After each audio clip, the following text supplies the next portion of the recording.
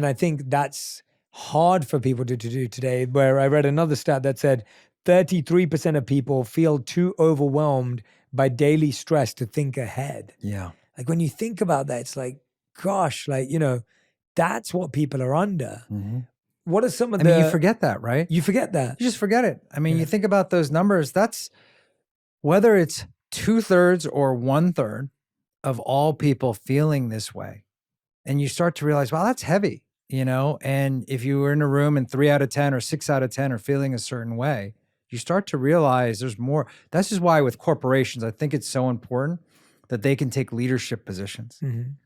Again, I always go back to the top on some of these things, because if we're not comfortable being vulnerable, and if we're not comfortable making sure that our HR teams have the tools to talk about this with employees, that we don't support some of these initiatives, we're kind of in a place where we're saying, oh, we don't believe some of those stats, but the stats are there and growing. Mm-hmm. Right. And yes, there's, you know, there's life things that are happening, but technology is moving so fast on the other side. Mm-hmm. Right. I mean, we are definitely in an era right now where kids have grown up with their smartphones. They act differently than, you know, when I grew up or when you grew up. It's just different.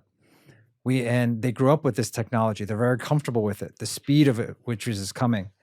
And so, and then there's the weight of what's happening just in life around them.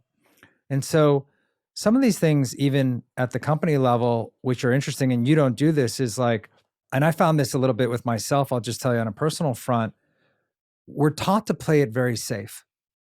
And I think that's an important thing too. I'll tell you, a lot of people miss is that, you know, you don't want to say the wrong thing.